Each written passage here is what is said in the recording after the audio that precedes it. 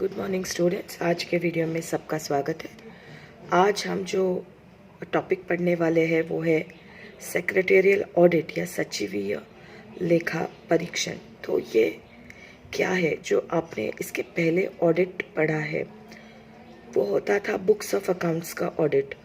उसमें जो लेखे बनाए जाते थे कंपनी के, जो बुक्स ऑफ अकाउंट्स है, कंपनी के जो लेखे हैं, उनकी सत्यता, उनकी ऑथेंटिसिटी चेक करने के लिए ऑडिटर उनको ऑडिट करता था और उसे हम कहते थे ऑडिट।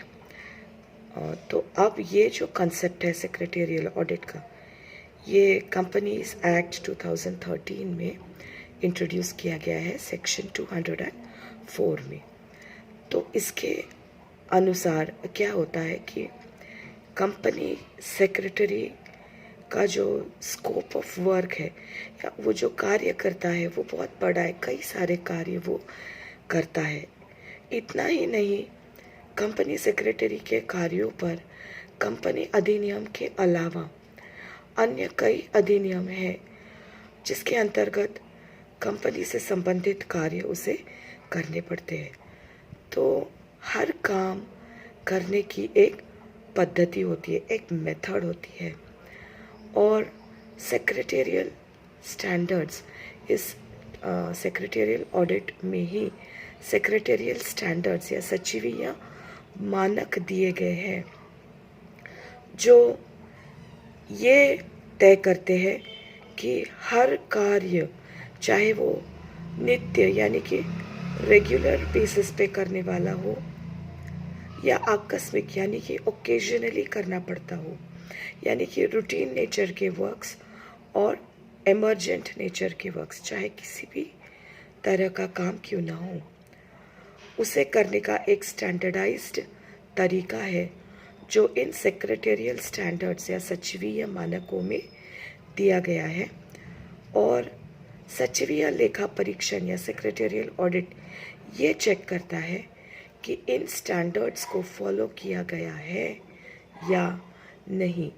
मतलब कि अब कंपनी सेक्रेटरी को हर काम, जो मेथड दी गई है सेक्रेटेरियल स्टैंडर्ड्स में, जो एक स्टैंडर्ड पद्धति है उसको करने की, उसी के हिसाब से करनी है। तो अब हम पढ़ते हैं यहाँ पर क्या दिया गया है। इसके अनुसार कुछ ऐसी कंपनीज हैं जिन्हें सेक्रेटेरियल ऑडिट करवाना ज़रूरी है और सेक्रेटेरियल ऑडिट रिपोर्ट यानी कि सचिवीय लेखा परीक्षण प्रतिवेदन जोड़ना आवश्यक है। तो ये ऐसी कौन सी कंपनियां हैं? ये है सूचीबद्ध कंपनियां, यानी कि सारी वो कंपनीज जो लिस्टेड है।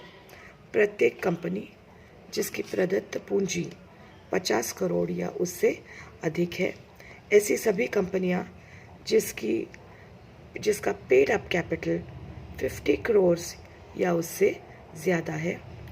प्रत्येक सार्वजनिक कंपनी जिसकी कुल बिक्री 250 करोड़ या उससे अधिक हो, यानी कि टर्नओवर 250 करोड़ या उससे अधिक हो। सचिवीय लेखा परीक्षण उन निजी कंपनियों को भी अनिवार्य है जो उपरोक्त वर्णित सार्वजनिक कंपनी की सहायक कंपनी है, यानी कि ऐसी प्राइवेट कंपनीज जो पब्लिक कंपनीज की सब्सिडियरी कंपनीज हैं, उन्हें भी यह सेक्रेटेरियल ऑडिट करना ज़रूरी है। अब जो सेक्रेटेरियल ऑडिट करने वाला व्यक्ति है वो है सेक्रेटेरियल ऑडिटर। उसकी अपॉइंटमेंट कैसे होगी? तो केवल उसी व्यक्ति को सेक्रेटेरियल ऑडिटर अपॉइंट किया जा सकता है जिसने institute of company secretaries of India से एग्ज़ाम्स पास की है। मतलब कि उसके पास institute of company secretaries of India का सदस्यत्व है, वो इस इंस्टीट्यूट का मेंबर है और इस इंस्टीट्यूट द्वारा ली जाने वाली एग्जामिनेशंस उसने पास की है। कंपनी की मीटिंग में सचिवीय लेखा परीक्षक की नियुक्ति का प्रस्ताव कंपनी की मीटिंग में तय किया जाता है तथा उसे रजिस्टर ऑफ कंपनीज के पास फॉर्म MGT 19 के साथ 30 डेज़ के अंदर भेजना अनिवार्य है। तो कंपनी की मीटिंग में सेक्रेटेरियल ऑडिटर की अपॉइंटमेंट होती है और उसके 30 डेज़ के अंदर उस व्यक्ति की डिटेल्स फॉर्म MGT 19 में भरकर भेजना कंपलसरी है। कंपनी अधिनियम 2013 और कंपनी के लागू अन्य कॉरपोरेट और आर्थिक कानूनों सहित विभिन्न कानूनों के अनुपालन की जांच करने के लिए लेखा परीक्षण है। तो ये हमने पहले भी डिस्कस किया था कि कंपनीज एक्ट के अलावा जो बाकी एक्ट्स लागू होते हैं उनके अंडर जो जो प्रोसीजर्स है उनको सही तरीके से फॉलो किया गया है या नहीं।